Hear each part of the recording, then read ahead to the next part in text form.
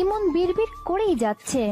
সারাদিন এটা ওটা কাজের মাঝে ডুবে থাকলেও রাতের আধারে চারদিকে নিস্তবতায় জীবনে ঘটে যাওয়া কিছু কঠিন বাস্তবতা, আপনজনদের দেওয়া আঘাত বুকের মাঝে খুব করে কড়া নাড়ে। প্রতিটা রাত সেই আঘাতে বয়ে বেড়ানো তার জন্য খুবই কষ্টকর হয়ে পড়ে, তাই নিজেকে মদের মাঝে ডুবিয়ে রাখে। সুস্থ মস্তিষ্কে নিজের জীবনের অতীত বয়ে বেড়াতে বেড়াতে যখন ক্লান্ত হয়ে পড়ে, ঠিক তখনই নিজের অশান্ত মনকে শান্ত করার জন্য, সুস্থ মস্তিষ্ক অসুস্থ করার জন্য মদের নেশায় মত্ত হয়ে থাকে। নিজের কষ্টগুলো প্রতি রাতে আওড়াতে থাকে। চাপা স্বভাবের মানুষ হওয়ায় নিজের একান্ত দুঃখ, কষ্ট, যন্ত্রণা গুলো কারোর সাথে শেয়ার করে না, নিজেই নিজের সাথে শেয়ার করে। আজও তাই করছে, কিন্তু মুস্কান হঠাৎ এভাবে পাশে আসায় তার প্রতিক্রিয়া কি? ব্যান্ডেজের ওপর আলতো করে হাত রাখলো মুস্কান। সাথে সাথেই রক্তবর্ণ চোখে তাকালো ইমন। মাথা কাত করে মুস্কানকে দেখে ধপ করে উঠে বসলো। মুস্কান খানিকটা ভয় পেয়ে গেল। ইমন বলল, নারী জাতিটাই আমি সহ্য করতে পারি না, আর সেই নারী জাতি আমার জীবনে চলে আসে কোনো না কোনো ভাবেই। তুইও এসেছিস, শুধু আসিসনি, তুই আমার এইখানে আঘাত করেছিস। বলেই বুকের বাঁ পাশে হাত রাখলো। শাওরির কাছে মেয়েটার ব্যাপারে শুনে মেয়েটাকে ক্ষমা করলেও তার ভিতরে একটা রাগ ছিল। মদের নেশায় সেই রাগটা আরো দ্বিগুণ হয়ে গেছে। ইমন ধীরে ধীরে হাত এগিয়ে মুস্কানের গলা চেপে ধরলো। বল, তোর সাহস কি করে হয় আমাকে আঘাত করার? মুস্কান ভয়ে চিৎকার দিয়ে উঠল। মুস্কানের ভয়ার্ত মুখ আর চিৎকার শুনে ইমন গলাটা ছেড়ে দিল। মুস্কান ভয়ে খানিকটা দূরে সরে গিয়ে বলল, আমি তো আপনার কষ্ট শুই না আইসি, আর আপনি আমারে মারতে নিয়েছিলেন। আমি মনে করছি আপনি ভালো মানুষ, তাই আইসি। ইমন মুস্কানের কথা শুনে ভ্রু কুঁচকে তাকালো, বাঁকা হেসে বলল, আমি ভালো মানুষ? মুস্কান বলল, আমারও তো, আমি নাই, আমিও তো এমন কইরা আল্লাহর কাছে কষ্টের কথা কই। ইমন মুস্কানের অমন শিশুসুলভ মুখের দিকে তাকালো। কথাগুলো শুনে তার হৃদয়ে কেমন শীতলতা অনুভব হলো। ইমন বলল, এখানে বসো। মুস্কান ভয় আরেকটু পিছিয়ে গেল। ইমন বলল, বসো এখানে। মুস্কান এবার ভয়ে ভয়ে এগিয়ে এসে ইমনের সামনে বসলো। কিসের কষ্ট এত? এটুকু বয়সে এত কষ্ট কিসের? জীবনের তো সূচনাই ঘটেনি। মুস্কান ড্যাব ড্যাব করে চেয়ে রইল ইমনের মুখ পানে। কেমন যেন বুক ফেটে কান্না এলো তার। ইচ্ছে করলো লোকটাকে জাপটে ধরে হাউমাউ করে কাঁদতে। বাচ্চা মন ইচ্ছেটাকে নিজের মধ্যে বন্দি করে রাখতে পারল না, ঠোঁট বাঁকিয়ে কেঁদেই ফেললো। আচমকাই ইমনকে জাপটে ধরে হাউমাউ করে কাঁদতে লাগলো। মুস্কানের এমন কাণ্ডে ইমন অবাক হয়ে গেল। নিজের থেকে ছাড়াতে গিয়েও থমকে গেল। যখন মেয়েটার কান্নার আওয়াজ কানে গেল, আওয়াজটা শুধু কানেই নয়, বুকের ভেতর কেমন চিনচেনে ব্যথার সৃষ্টি করলো। এই কান্নায় যেন গভীর কোনো ব্যথা লুকিয়ে আছে। এই কান্নায় যেন তীব্র কোনো যন্ত্রণা লুকিয়ে আছে। কিন্তু কি সেই যন্ত্রণা কি আমার যন্ত্রণার থেকেও প্রখর? বেশ কয়েক মিনিট কান্না করে হালকা হলো মুস্কান। কান্না কিছুটা থামিয়ে ইমনকে ছেড়ে দিল। বলতে শুরু করলো তার জীবনের এক কঠিন বাস্তবতার কথা। কেন বলছে সে জানে না, মনের ভিতর থেকে কথাগুলো আসতে চাইছে। ইমন ভাবলো, বাচ্চা মেয়ে, অবুঝ মন, কতটা সরল মনে তা বোঝাই যাচ্ছে। নয়তো নেশাগ্রস্ত এক পুরুষ মানুষকে এভাবে জাপটে ধরে কান্না করা, মনের কষ্টগুলো বলতে চাওয়া সত্যি অবাক করার মতোই। আম্মা মরে গেছে, আমি তখন 5-এ পড়ি। আব্বাই আবার বিয়ে করে। এই আম্মা আমারে একটু আদর করে না, আব্বারে খালি কয় বিয়া দিয়া দাও, বিয়া দিয়া দাও। আব্বাও আম্মার মুখের উপর কথা কয় না। চাচা চাচিরাও অত ভালোবাসে না আমারে।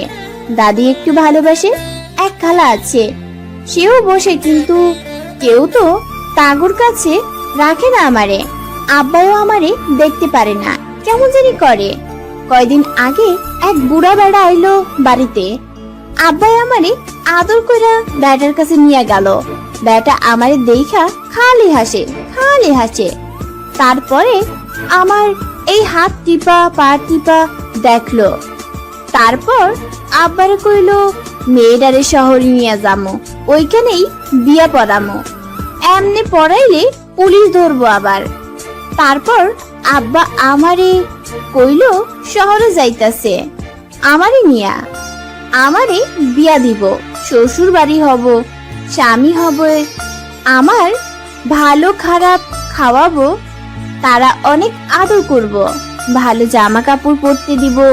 আমি ভাবলাম আম্মা তো নাই, আব্বাও আমারে আদর করে না, এই আম্মা ঠিক ভাবে খাইতেও দেয় না, তাইলে বিয়া করি, তাই আমি ঠিকভাবে খাওয়ান পামো, ভালো জামা কাপড় পামো। মুস্কানের মুখের দিকে অপলক ভাবে চেয়ে কথাগুলো শুনছিল ইমন। ভালো খাওয়া পামো, ভালো জামা কাপড় পামো, কথাটা বলার সময় মুস্কানের মুখভঙ্গি এমন ছিল যে ইমনের বুকের ভেতর এক ধাক্কা খেলো। তার মনে তীব্র ইচ্ছা জাগলো মেয়েটাকে ভালো খাবার দেওয়ার, ভালো কাপড় দেওয়ার। তারপর মেয়েটার মনোভাব কি হয় খুব কাছ থেকে দেখতে ইচ্ছে হলো। কেন হলো সে জানে না, শুধু জানে এই মেয়ের ইচ্ছেগুলো পূরণ করার পর তার মনোভাব উপভোগ করাটা খুবই দরকার। এত স্মার্ট মেয়ে দেখেছে এই শহরে। ভার্সিটির কত স্মার্ট সুন্দরী মেয়েরা তাকে ইমপ্রেস করার চেষ্টা করেছে, নানা রকম ভনিতা করে কথা বলেছে, কত প্রকার ন্যাকামো করতেই না দেখেছে মেয়েদের। সব বিরক্ত লাগতো তার কাছে। ওসব মেয়েদের আচরণ, স্বভাব সবকিছু তার কাছে মনে হতো কৃত্রিম। এই মেয়েটার কথাগুলো বুকে কেমন শান্তি দিচ্ছে, মনে হচ্ছে একটা নিষ্পাপ প্রাণ আমার পাশে বসে আছে। মনের ভেতরে সব সত্যি যেন আমাকে বলে দিচ্ছে। না আছে কোনো মিথ্যা, না আছে কোনো ভনিতা, না আছে ইমপ্রেস করার চেষ্টা। তবে কি আমি একটা খাঁটি প্রাণ পেলাম, যার কথা মন ভরে শোনা যায়, যার সাথে প্রাণ খুলে মনের কথা শেয়ার করা যায়। পরক্ষণেই ভাবলো, কি ভাবছি এসব? আমার কি নেশা হয়ে গেল? আজকে বেশি নেশা করে ফেলেছি। এইটুকুন একটা মেয়ের সাথে আমি কি কথা বলবো, কি বা শেয়ার করব? মেয়েটা বাচ্চা হতে পারে তাই সব বলছে আপন মনে, আমি তো আর বাচ্চা নই। আব্বার সাথে ঢাকা এলাম, দেয়াল করা বাড়িতে এক রাত থাকলাম। পরের দিন আব্বা কইলো মুস্কান ভালোভাবে থাকিস, ওইরা যেভাবে বলবে সেভাবেই চলবি। আমি আব্বারে কইলাম আব্বা তুমি কই যাও? আব্বা কয় বাড়ি যামু। আমি কইলাম আমারে বিয়া দিয়ে যাবা না? আব্বা কইলো বিয়া নাকি 2 দিন পর হব, এই 2 দিন একটা বয়স্ক মহিলার সাথে থাকতে হবে আমার। আমার আত্মাটা কেমন কইরা উঠলো। আম্মারে কইলাম আব্বা আমি একা কেমনে থাকবো, আমারে একা রেখে যাইও না।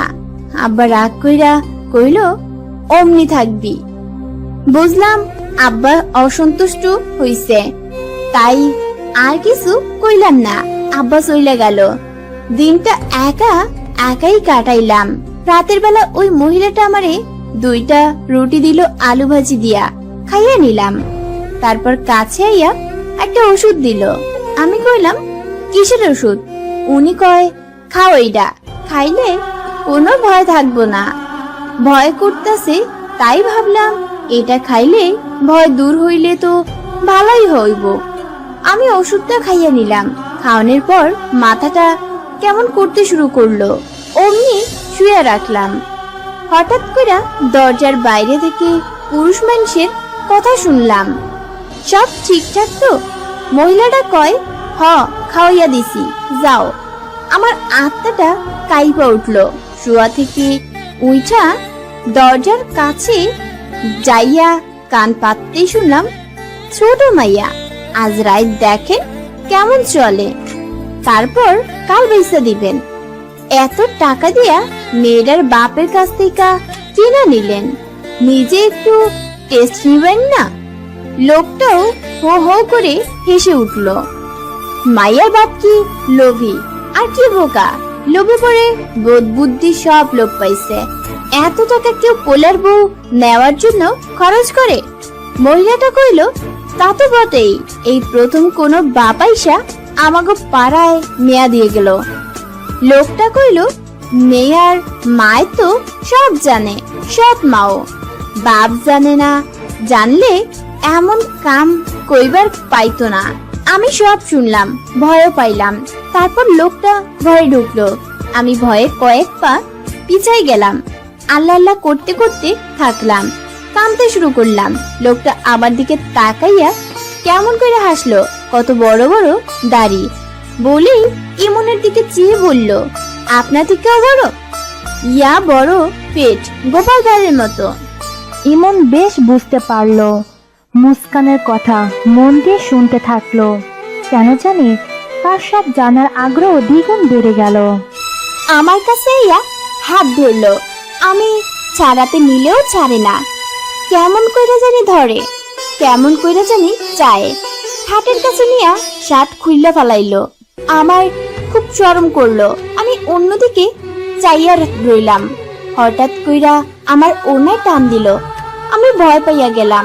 সরতে নিলেই জোর কইরা খাটের উপর ঠাইসা ধরলো।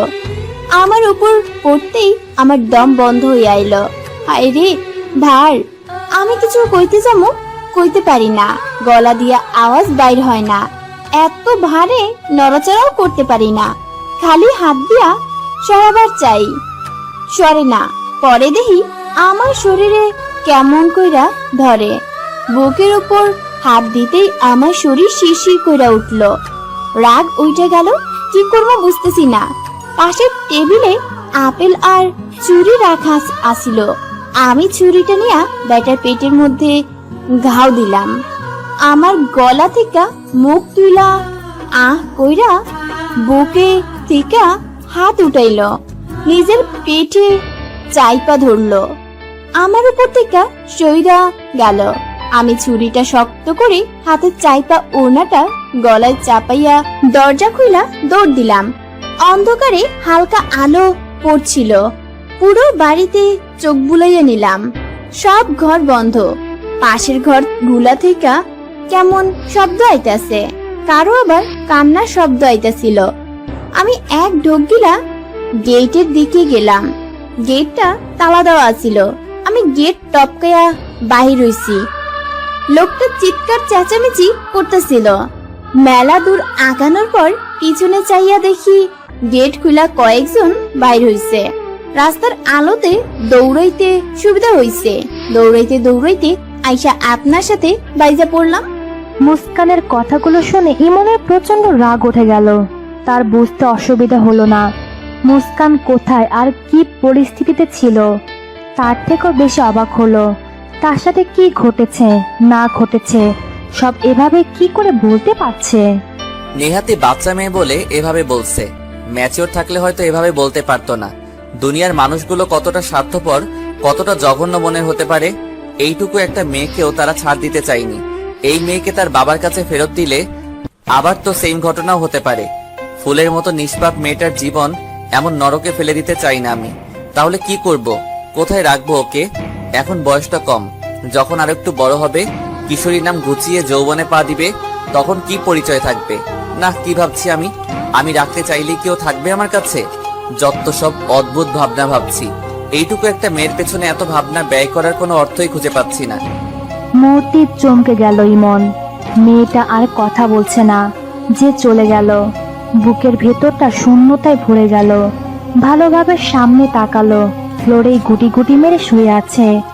শুকনো বুকে যেন কয়েক ফোঁটা পানি পড়ল। ঠোঁটের কোণে হাসি রেখা ফুটে উঠল। এই মুহূর্তে তার বয়সটা যেন দ্বিগুণ কমে গেছে, মনটাও যেন নতুন করে জন্ম নিচ্ছে। একটু এগিয়ে মুস্কানের ঘুমন্ত মুখের দিকে তাকালো। বুকের ভেতর কেমন যেন প্রশান্তিতে ভরে গেল তার। এত ভালো লাগা তার মন জুড়ে ছুঁয়ে যাচ্ছে কেন? এই আলো ছায়ার শহরে আমার শূন্য হৃদয়ে নতুন রূপকথা সাজাতেই কি তার আগমন ঘটলো? মুস্কানের ঘুমন্ত মুখটাই গভীর চোখে চেয়ে রইল ইমন। হঠাৎই দমকা হাওয়াটা ছুঁয়ে গেল দুজনকে। হাওয়ার সাথে বিন্দু জলকণারও ছুঁয়ে গেল। আকাশের দিকে তাকাতেই বেশ অবাক হলো ইমন। এত তারার মেলা, অথচ বৃষ্টির আগমনী বার্তা বড্ড অদ্ভুত তো। ভাবতে দেরি, জলকণা গায়ে ছুঁয়ে দিতে দেরি হলো না। তীব্র বেগে বাতাস বইছে, সেই সাথে বৃষ্টির পানির ফোঁটাও দ্বিগুণ হতে শুরু করেছে। কোনো কিছু ভাবার সময় না নিয়ে মুস্কানকে পাজকলক করে নিয়ে রুমে চলে গেল।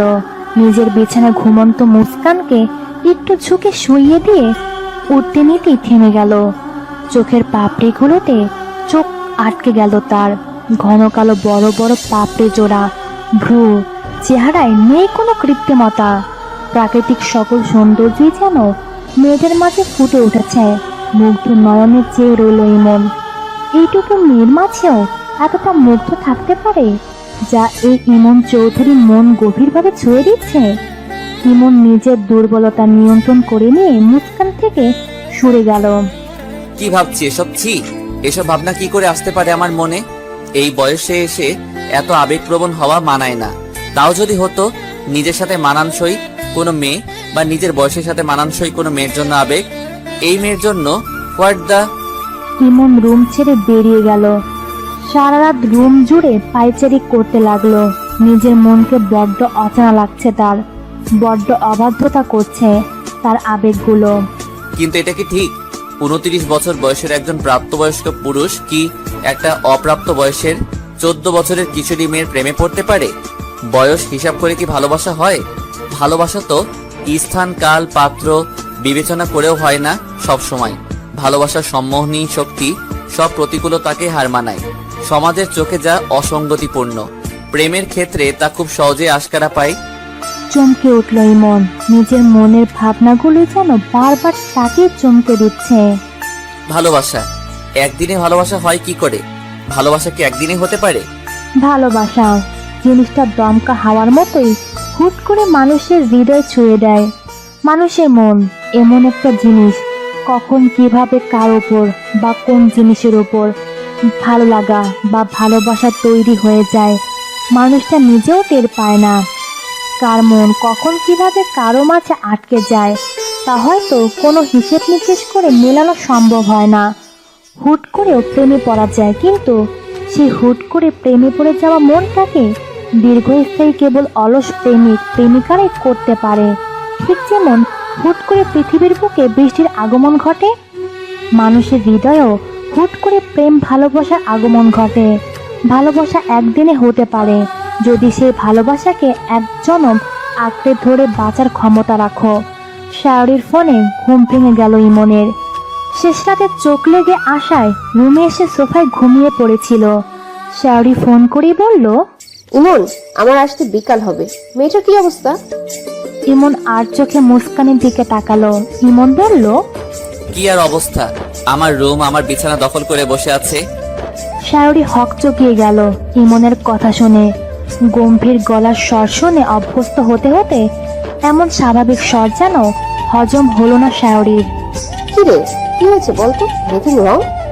ইমন সোফা থেকে উঠে বেলকনির দরজা খুলে বেলকনির রেলিংয়ে ভর করে দূর পানে চেয়ে বলল, এভরিথিং ইজ রং। শাওরি ভয় পেয়ে গেল। পরক্ষণে ভাবলো, সব রং হলে ও এত স্বাভাবিক কেন? ইমন বলল, তাড়াতাড়ি চলে আয়, তোর স্কুল আছে তো, আসতে হবেই। তখন কথা হবে। শাওরি অবাকের চরম পর্যায়ে চলে গেল। ইমনের বিহেভ তার স্বাভাবিক লাগছে না, আর না কোনো হিসেব মিলছে। ঘুম ভাঙতে মুস্কান ধরফড়িয়ে উঠে বসলো, হাঁপাতে লাগলো বেশ। ইমন রেডি হয়ে ফাইল হাতে নিয়ে দাঁড়াতেই ভ্রু কুঁচকে মুস্কানের দিকে তাকালো। এমন করছে কেন? দুঃস্বপ্ন দেখেছে নাকি? বিছানার কাছে গিয়ে বলল, কোনো সমস্যা? পানি খাবে? মুস্কান চোখ মুখ খিচে বসা অবস্থায় ইমনের দিকে একটু চেপে জাপটে ধরে কাঁপতে শুরু করলো। ইমন হতভম্ব হয়ে গেল। বেশ বুঝতে পারলো ভীষণ ভয় পেয়ে আছে। বুকের সাথে মাথায় দুহাত পিঠ শক্ত করে জড়িয়ে আছে মুস্কান। ইমন যত ছাড়াতে চাচ্ছে মুস্কান তত শক্ত করে চেপে ধরছে। অফিসে যাওয়ার জন্য রেডি হয়েছিল, এভাবে জাপটে ধরায় ড্রেস আপ খানিকটা নষ্ট হয়ে গেল। ইমনের মুখে বিরক্ত ছাপ পড়ল। চোখের পানিতে কোটটা ভিজে যাচ্ছে। মেয়েটা তবুও ছাড়ছে না। ইমনের রাগটা নিয়ন্ত্রণে রেখে ফাইলগুলো এক হাতে বিছানায় রাখলো, দুহাতে আলতো করে মাথায় ধরে উঠিয়ে ভেজা চোখ ভেজা গালগুলোর দিকে তাকালো। কান্নার ফলে পাপড়িগুলো লেপ্টে আছে, ডাগর ডাগর। হ্যালো বন্ধুরা, পরবর্তী পার্ট খুব তাড়াতাড়ি আসবে, তো সবাই অপেক্ষায় থাকো। আর চ্যানেলটি যারা এখনো সাবস্ক্রাইব করনি তারা পরবর্তী পার্ট দেখার জন্য চ্যানেলটি সাবস্ক্রাইব করে রেখো। ধন্যবাদ সবাইকে, আমাদের সাথেই থেকো।